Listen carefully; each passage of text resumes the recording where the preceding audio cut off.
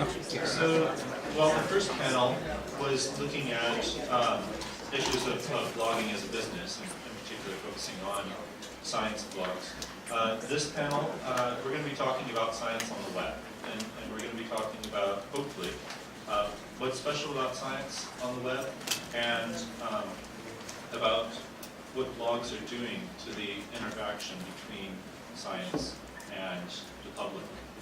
We're going to go in order that's listed in your program here. I'm not going to say too much about the panelists because you can read it all. So we'll start first off with Francesca Grifo, who is the Senior Scientist and Director of the Scientific Integrity Program at the Union of Concerned Scientists.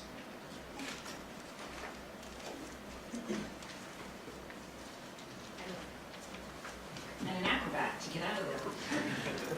I'm sorry. I just pressed the arrow, right?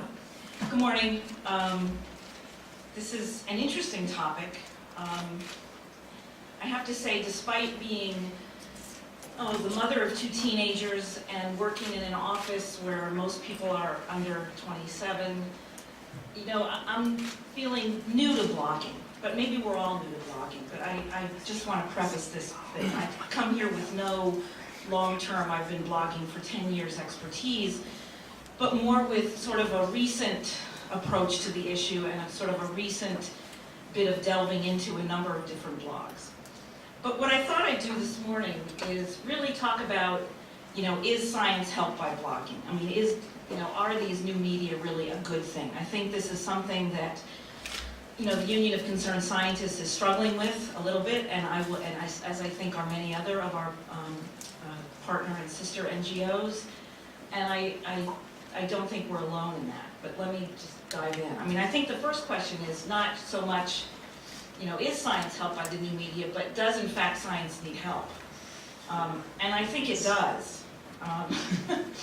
Not to be too negative, but I do think that we are in an increasingly, you know, scientifically illiterate and increasingly technological world, and there is a wide gap, a deep schism, and I think that these new media can be very effective at bridging that. You know, we go back to the founding fathers and, you know, the Enlightenment and all of this, and you know, science played a very important role in their conception of a democracy, and I think that is only more important today than it's been historically. I mean, I think we are experiencing in many places an anti-intellectual backlash, so I think the new media can be places for addressing that. I think that we are in a world of increasing private sector influence, increasingly ideological influences, and I think, you know, at least in my household with, as I said, 2 teenage boys, in an increasingly Game Boy driven mediocrity. And it's not that I think PlayStation and Wii and all those things are horrible and don't have any redeeming you know, characteristics. It's just that they are alarmingly addictive and suck you in, and it just is overwhelming even for a parent like me that is adamant and takes them all on Sunday night and hides them and doesn't get them out again until Friday afternoon. So it's still very hard. So I think all of these things are really affecting sort of the frame, the big picture of what science is like right now. So basically I come down where I think the new media provide really some opportunities and some perils. And I just would like to quickly go through those.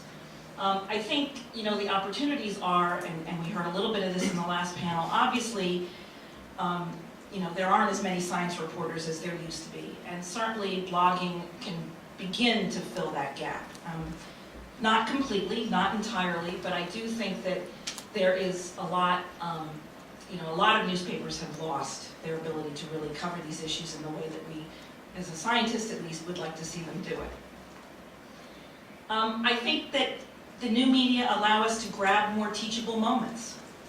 We can reach people where they are as opposed to where we want them to be, and that can only be a good thing. I think another opportunity is that we can build the communications capacity in the scientific community, and what I mean by this is, you know, it's a struggle when scientists come out and speak to non-scientist audiences. Some people are amazingly good at that right off the block. Other people struggle with it their entire careers. So I think these new media provide wonderful outlets for practicing and becoming proficient in not dumbing down the information, but rather making it accessible. I think another opportunity is that it really allows people on the outside to understand who we are. One of the blogs that was mentioned this morning in the earlier panel, Cosmic, what is it? I'm sorry, one of the Discovery ones. Cosmic, thank you, Cosmic Variances, I just spaced on the name. I love that one because it's not all about every single moment about science. At different times, people come and go and they'll say, oh, I had a grant proposal due and so I haven't blogged for a while, or oh, you know, I had up for 10 years of blogging less. It just really allows people to better understand, you know, scientists and how they work. I think another opportunity is that this is a place where you can find detail that other fora may reject. One of my strange obsessions is with hurricanes. And I love Weather Underground, and there's a blogger there who writes about every single hurricane, and he posts all the time, and I get to read that, and I get detail and, you know, images and all kinds of information that there's just nowhere else that I can go for that. So I think that's a really important opportunity. Again, as I've said, I think it's a source for accessible science. I think more and more, I've watched this again with my kids when they're doing projects and reports, these things come up, you know, in Google and other searches that they're using to do their research, and they land on a blog page with something that's really well written and really accessible to them, and I think to others as well. I think it gives us real-time analysis. I mean, that's an incredible opportunity, that things can change quickly in the scientific community, in the scientific world. New information becomes available, old information becomes obsolete, and these media are very good for that. Again, things are quickly updatable and correctable, and I think the correctable piece is really one I'll get back to later, because I think what's important is, you know, a journal article goes out, there's a problem or an issue or the information changes. There's no way to go back and really reflect that in that journal article. And yet, so many of these new media allow you to go back and actually put strike-throughs and update and change immediately and make those corrections very quickly. Again, going back, I think it's a way that we can humanize scientists, that we can see other aspects of their lives besides just thinking them, you know, I mean, they've done studies where people still, when you say scientist, picture somebody with wild hair and a lab coat, and we can kind of change that and increase the images that go with it. And again, it's very valuable because there are precious few points of connection between scientists and everybody else, and I think anytime that we have an opportunity to increase those, it's critical and important, and it's worth pursuing. I think another huge issue for this administration and for the work I do on scientific integrity is transparency.